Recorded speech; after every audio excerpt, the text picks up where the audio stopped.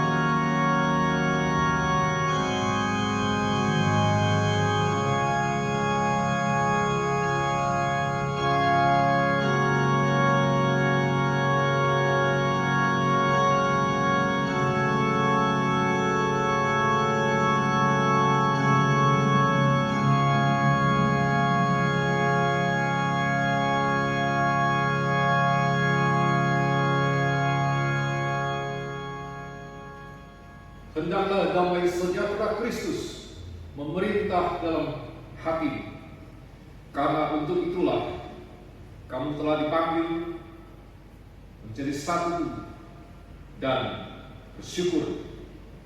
Ibadah kita pada pagi hari ini dimulai dalam nama Allah Tritunggal, Allah Bapa, Allah Anak Tuhan kita Yesus Kristus, dan Allah Roh Kudus, ketiganya yang esa. Amin. Mari kita dengan tetap berdiri, mari kita menyanyikan pujian dari nyanyian Kidung Puji-pujian Kristen nomor 13, Allah Bapa hadir dalam bait suci. Puji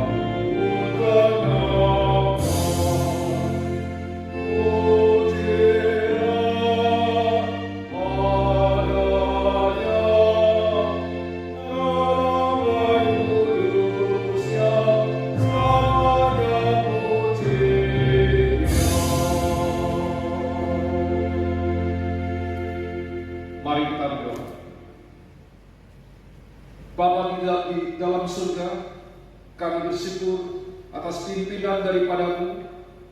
Pada hari ini kami boleh kembali lagi beribadah dan kami boleh ada sebagaimana kami adanya. Kami bersyukur Engkau memberikan kepada kami kesempatan untuk beribadah. Kami bersyukur kami boleh dipanggil dan dipilih untuk menerima keselamatan melalui Kristus Yesus, dan kami mencari bagian daripada gereja-Mu yang kudus. Ampunilah segala dosa dan kesalahan kami. Biarlah ibadah kami pada pagi hari ini boleh berkenan kepada-Mu. Sucikan diri kami sehingga kami layak hadir di dalam hadirat-Mu. Pimpinlah ibadah kami pada pagi hari ini dari permulaan hingga pada akhirnya. Dan kami menyerahkan ibadah ini di dalam tangan kuasa dan pengasihan di dalam nama Tuhan Yesus Kristus, penebus dan juru selamat kami yang hidup. Kami sudah berdoa. Amin. Jemaat dipersilakan duduk kembali. Sebuah lagu pujian berjudul Jesus Save. Di dalam bahasa Indonesia diterjemahkan Yesus Selamatkan. Lagu pujian ini ditulis pada tahun 1882 oleh Priscilla Jane Owen dan William James Kirkpatrick. Lagu pujian ini menyatakan akan berita Injil keselamatan adalah berita suka tentang Yesus yang menyelamatkan orang berdosa. Bangsa-bangsa dengarlah, pulau-pulau bernyanyilah, samudra bergema, bersoraklah dan pujilah akan anugerah Allah yang besar. Wartakan berita ini, berita tentang Yesus selamatkan. Mari kita menyanyikan pujian ini pada Kidung Puji-pujian Kristen nomor 367. Yesus selamatkan.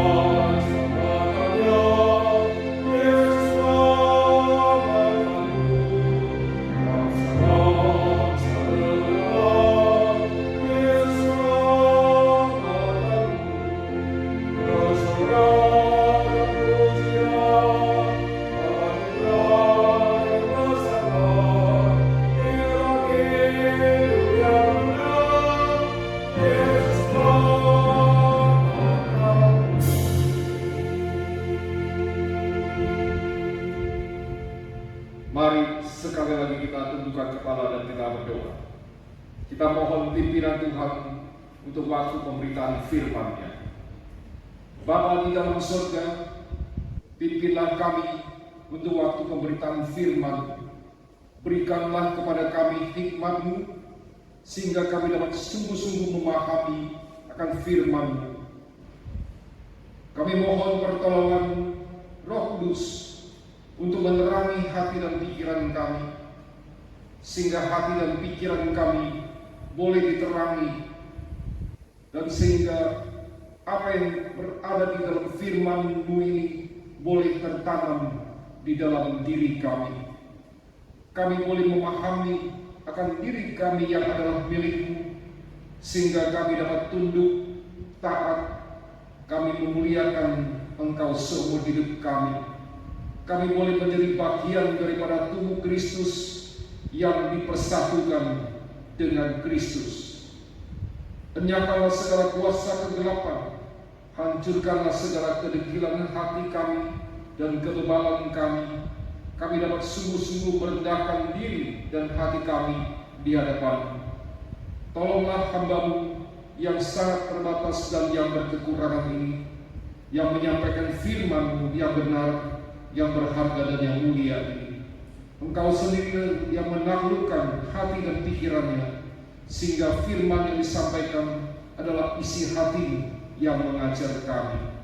Kami menyambut firman-Mu dengan sukacita di dalam nama Tuhan Yesus Kristus, penebus dan juru selamat kami yang hidup. Kami sudah berdoa. Amin. Mari jemaat sekalian, kita bersama membuka firman Tuhan. Kita membuka Alkitab kita.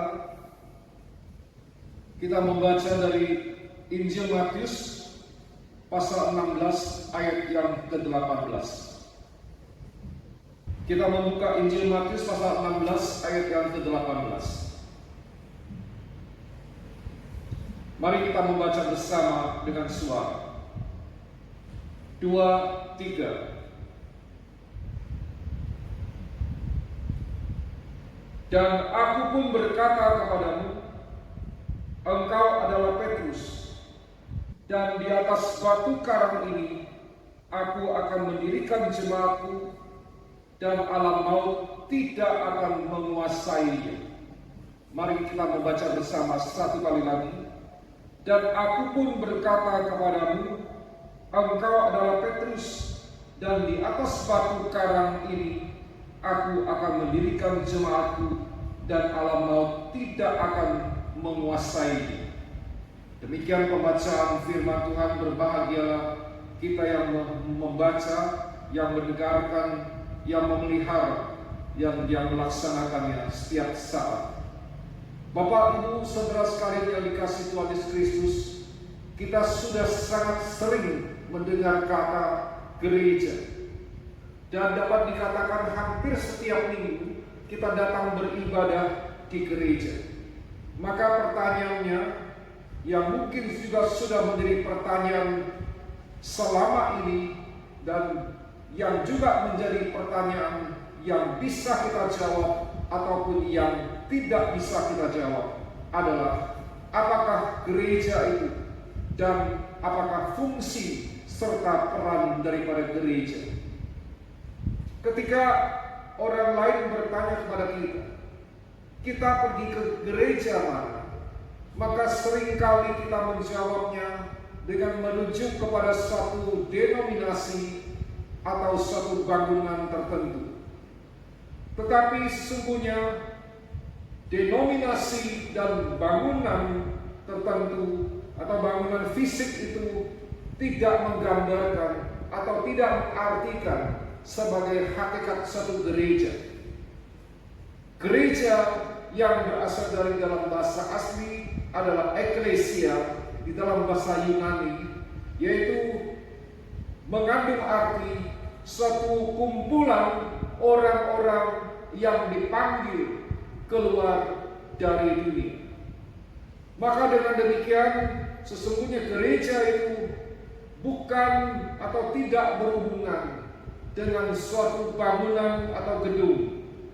Gereja itu juga tidak berhubungan dengan suatu denominasi tertentu, tetapi gereja itu sangat erat dan berhubungan dengan orang-orang yang percaya. Orang-orang yang percaya ini disebut sebagai gereja. Kumpulan orang-orang yang percaya inilah yang disebut sebagai gereja, dan kemudian menjadi satu istilah lagi yang bernama jemaat.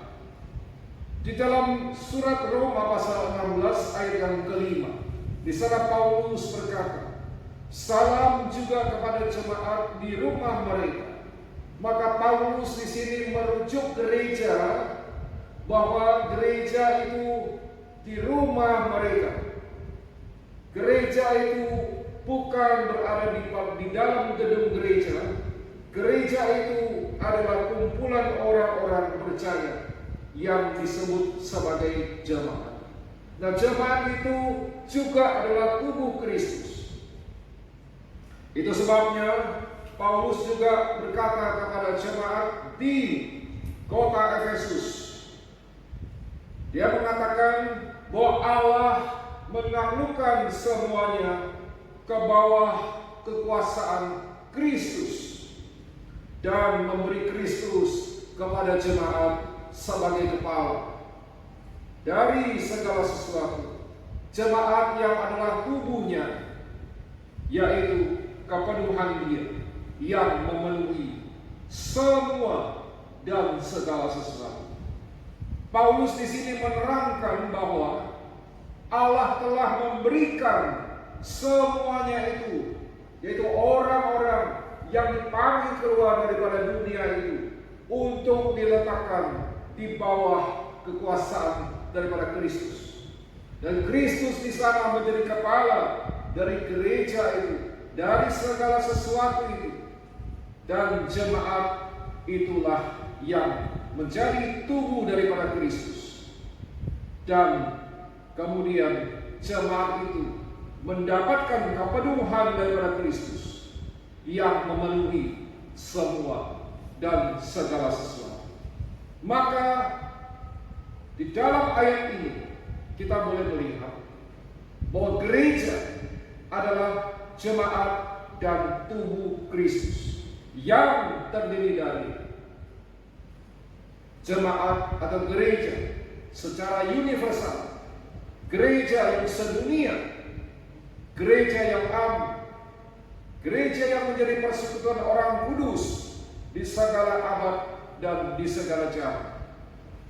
Paulus di dalam 1 Korintus pasal 12 ayat 13 sampai dengan 14 mengatakan, sebab dalam satu roh kita semua, baik orang Yahudi maupun orang Yunani, baik itu dia budak ataupun dia orang merdeka, telah dibaptis menjadi satu tubuh, dan kita semua diberi minum dari satu roh. Karena tubuh juga tidak terdiri dari satu anggota, tetapi atas banyak anggota.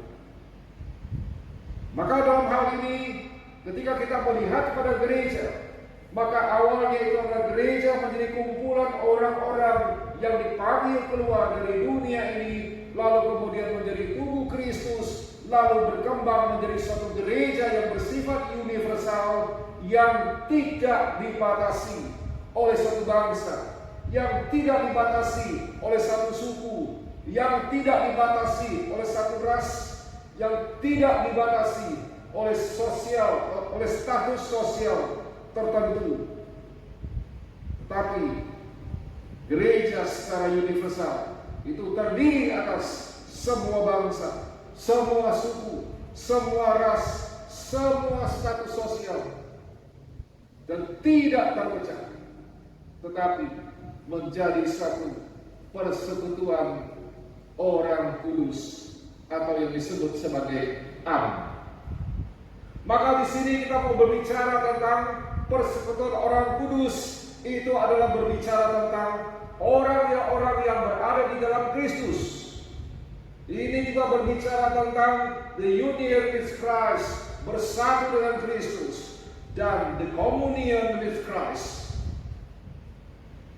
Maka berarti siapapun itu yang telah menerima baptisan, dia menjadi bagian daripada tubuh Kristus.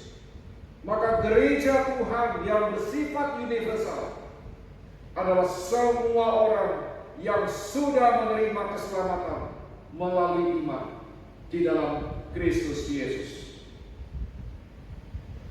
Gereja juga terdiri dari apa? Gereja juga terdiri dari jemaat atau gereja lokal.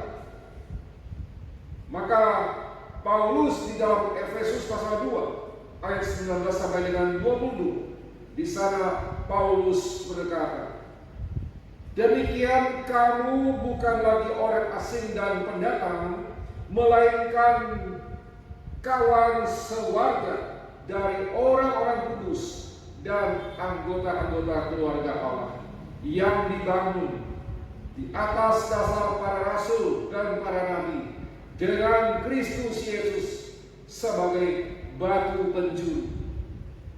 Dalam Kristus, Dia di dalam Allah, Dia tumbuh seluruh bangunan rapi tersusun menjadi bait Allah yang kudus di dalam Tuhan. Di dalam Dia, kamu juga turut dibangunkan menjadi tempat kediaman Allah di dalam Roh. Maka gereja yang kedua ini, selain daripada gereja yang bersifat universal, yang terdiri dari persekutuan orang-orang kudus di segala zaman dan di segala abad, maka yang kedua ini adalah gereja lokal. Gereja lokal yang juga terdiri dari orang-orang yang telah percaya pada Yesus Kristus. Nah, di sana mereka membangun iman mereka di atas dasar daripada pengajaran Nabi dan Rasul dengan Yesus Kristus sebagai batu penjuru. Maka Yesus Kristuslah yang menyusun seluruh bangunan itu menjadi rumah Allah yang kudus. Maka di sini kita mau mempelajari hal yang lebih dalam lagi. Apa sebenarnya fungsi dan peran daripada gereja lokal? Di dalam surat Ibrani pasal 10 ayat 24 sampai dengan 25, penulis Ibrani menuliskan bahwa marilah kita saling memperhatikan supaya kita saling mendorong dalam kasih dan dalam pekerjaan baik. Janganlah kita menjauhkan diri dari pertemuan-pertemuan ibadah kita seperti yang dibiasakan oleh beberapa orang. Tetapi marilah kita saling menasihati, semakin giat melakukannya menjelang hari Tuhan yang mendekat. Jadi di dalam gereja lokal, orang-orang kudus, orang-orang yang telah dipanggil keluar daripada dunia ini, mereka diajar, dididik, dibentuk, diperlengkapi, dan bertumbuh secara rohani. Di dalam gereja lokal, orang percaya saling membantu, saling memperhatikan, saling melayani. Di dalam gereja, orang-orang percaya saling menjaga, saling mengingatkan, dan saling melindungi. Seperti tubuh yang dibentuk untuk berfungsi dalam satu kesatuan dengan bekerja sama dan saling bergantung antara satu anggota tubuh dengan anggota tubuh lain. Maka di gereja lokal, orang-orang percaya itu menjadi satu kesatuan dengan Kristus sebagai kepala gereja. Di dalam hal yang kedua ini, di sini juga berbicara tentang the union with Christ dan the communion with Christ. Bersatu dengan Kristus, menjadi tubuh Kristus yang banyak anggota-anggota, tetapi tetap satu adanya. Satu tubuh dengan Kristus sebagai kepala gereja. Maka dengan demikian, hendaklah di dalam gereja lokal kita saling memperhatikan, kita saling mendorong, memberikan encouragement di dalam kasih dan melakukan pekerjaan baik bagi Tuhan. Dan janganlah kita saling menjauhkan diri daripada pertemuan ibadah. Kita bukan hanya mementingkan diri kita sendiri, tetapi kita juga memperhatikan anggota-anggota tubuh kita yang lain. Kita jangan hanya mengutamakan kasih bagi kita sendiri, tetapi kita juga memperhatikan anggota-anggota tubuh Kristus yang lain dengan kasih. Kita tidak hanya melakukan pekerjaan yang baik hanya untuk diri kita sendiri, tetapi kita juga melakukan pekerjaan yang baik bagi anggota tubuh Kristus yang lain. Dan kita tidak hanya berdiam diri, kita tidak hanya tidak peduli, tetapi kita mau ikut berada di tengah-tengah saudara-saudara kita. Bagaimana kita saling menasihati, kita giat melakukannya, karena hari Tuhan makin mendekat. Maka di dalam gereja lokal, orang-orang percaya saling membantu, saling memperhatikan, saling melayani, saling menjaga, saling mengingatkan, dan saling melindungi. Hal yang kedua,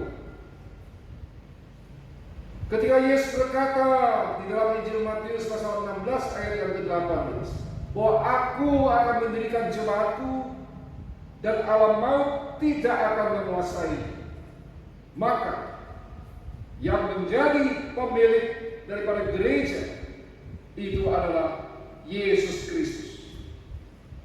Dan Dia yang menjadi kepala gereja, Dia yang menguasai setiap kehidupan gereja. Dan keberadaan gereja itu adalah bersifat kekal. Maka gereja harus berada di bawah pemerintahan Yesus Kristus. Maka firman Allah harus menjadi tolok ukur daripada iman di dalam gereja, di dalam setiap jemaat. Firman Allah harus menjadi tolok ukur daripada semua aktivitas yang ada di dalam gereja. Dan itu sebabnya gereja harus melaksanakan fungsi gereja sebagaimana mesti. Lalu fungsi apa? Peran apa yang harus dilakukan oleh gereja? Hal yang pertama, gereja adalah gereja yang harus memberitakan Injil. Berita Injil terdiri dari dua hal yang penting, yaitu berita yang pertama, yaitu tentang berita tentang murka dan penghakiman Tuhan atas orang-orang berdosa. Nah, berita yang kedua adalah berita anugerah dan pengampunan Tuhan bagi mereka yang percaya pada Yesus Kristus sebagai Tuhan dan Juru Selamat. Nah, Injil ini harus diberitakan kepada dunia, kepada semua bangsa, kepada semua suku bangsa, kepada semua bahasa. Dan gereja harus menjadi kesaksian bagi semua bangsa, suku bangsa, dan bahasa. Gereja memberitakan ini tanpa memandang siapa orang itu, apa latar belakangnya, apa warna kulitnya, apa bangsanya, apa bahasanya, dan status sosialnya. Gereja tidak memandang apakah orang itu kaya atau tidak kaya, dia seorang budak atau seorang yang merdeka. Maka gereja harus memiliki satu inisiatif pergi mengabarkan Injil dengan semangat yang berapi-api. Maka Injil yang diberitakan ini akan menghasilkan satu komunitas orang percaya yang telah diselamatkan dan yang mengalami lahir baru. Hal yang kedua, gereja berfungsi dan berperan untuk memberikan pengajaran dan khotbah. Pengajaran dan khotbah ini merupakan hal yang penting untuk membangun tubuh Kristus. Orang-orang yang percaya, yang mendengar firman yang diberitakan, supaya mereka dapat memahami firman Tuhan, mereka dapat memikirkannya, mereka dapat merenungkannya, mereka dapat melakukan di dalam kehidupan mereka sehari-hari, sehingga mereka boleh percaya dan takluk kepada Tuhan. Perhatikan baik-baik. Mimbar gereja merupakan satu hal yang paling penting di dalam sebuah gereja. Mimbar gereja itu adalah menara penjaga, menara pengawas yang berfungsi untuk menjaga, mengawasi pemberitaan firman, pengajaran dan khotbah secara disiplin dan ketat. Setiap pengajar, setiap pengkhotbah itu harus bertanggung jawab kepada Tuhan tentang apa yang diajarkan dan apa yang dikhotbahkan. Pengajaran dan khotbah itu harus berdasarkan Alkitab, yang mengajar, yang mendidik, yang membentuk, yang membangun landasan iman yang kokoh, yang membawa umat Tuhan terus maju dalam jalan pengudusan. Hal yang ketiga, fungsi dan peran daripada gereja itu adalah gereja yang memimpin dan yang melayani. Kepemimpinan sebuah gereja lokal itu adalah kepemimpinan yang berpusat kepada Yesus Kristus sebagai kepala gereja, yang bertujuan untuk kemuliaannya. Jadi gereja itu bukan perusahaan yang memikirkan untung rugi. Gereja bukan sebuah restoran yang menyajikan menu-menu makanan yang sedap. Gereja bukan pusat perbelanjaan, bukan mall, bukan supermarket yang menyediakan, yang menawarkan, yang menjual apa yang diinginkan oleh jemaat. Orang-orang yang memimpin, yang melayani dalam gereja, di dalam pekerjaan Tuhan, harus orang-orang pilihan yang memiliki hati seorang hamba yang melayani, bukan seorang tuan yang dilayani.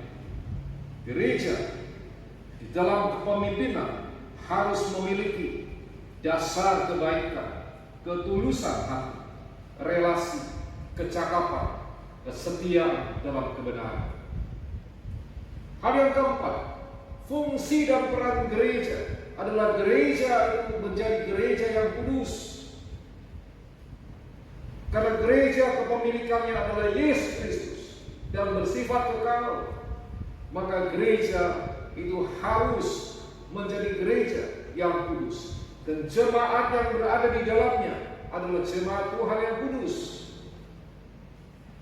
Kekudusan jemaat itu ditandai oleh Kristus Yesus sendiri melalui baptisan, lalu kemudian bisa persatukan di dalam iman, pengharapan, dan kasih yang kudus.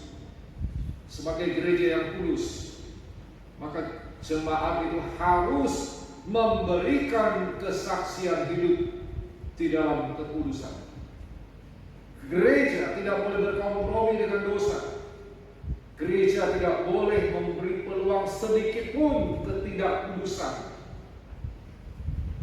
Gereja harus terpisah dari ketidakkudusan.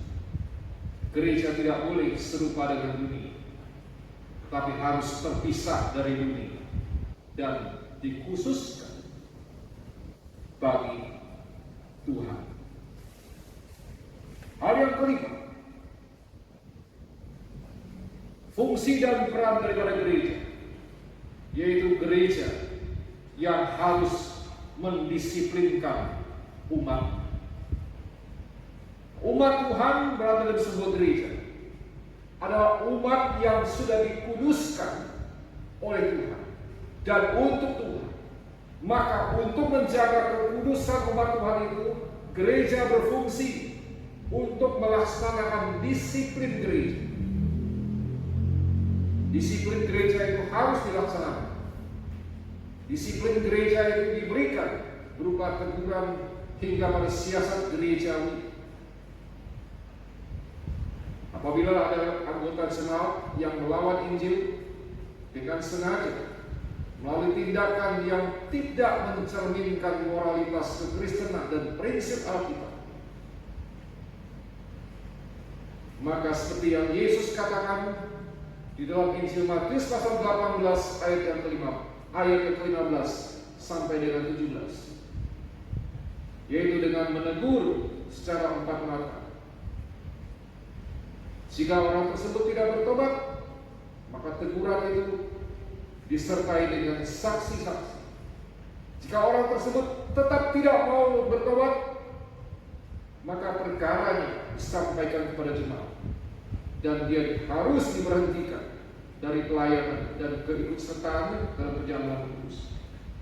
Jika dia tetap tidak mau bertobat, maka dia dikeluarkan dari gereja.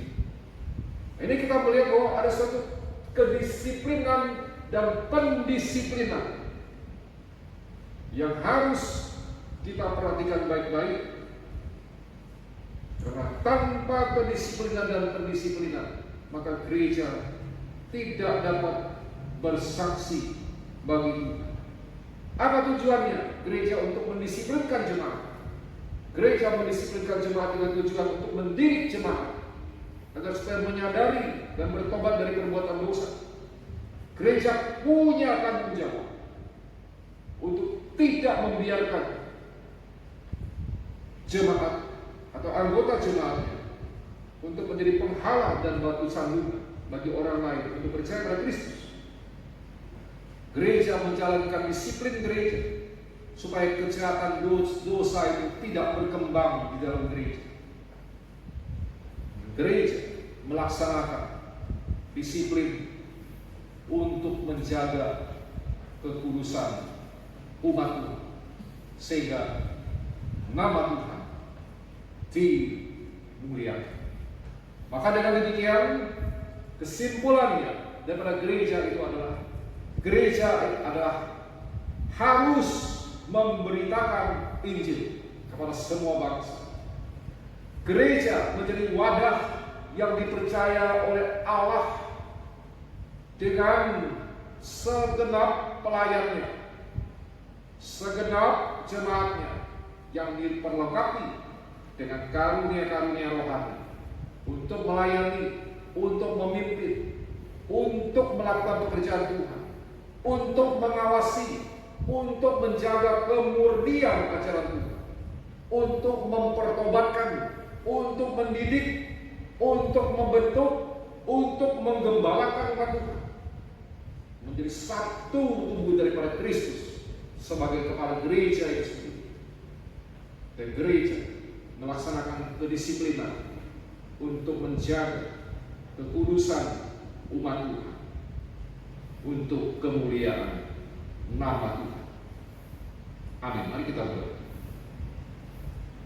Kami bersyukur kepadamu ya Bapa, Engkau telah memanggil kami untuk keluar daripada dunia ini, sehingga kami boleh diizinkan untuk masuk ke dalam bagian daripada kerajaan. Kami menjadi anggota tubuh daripada Kristus, dan Kristus yang menjadi kepala kami. Berikanlah kepada kami hati untuk tetap berada di dalam bagian daripada kerajaan. Kami bekerja selagi masih siap, selagi Engkau memberikan kepada kami kesempatan kami hidup di dunia ini. Kami memberitakan Injil dengan bertanggung jawab.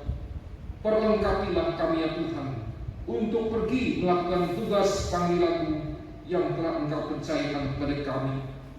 Jadikanlah kami sebagai pribadi-pribadi yang kudus, yang memimpin, yang melayani, yang berdisiplin, sehingga gereja yang telah Engkau dirikan ini boleh menjadi gereja yang berkenan kepadamu.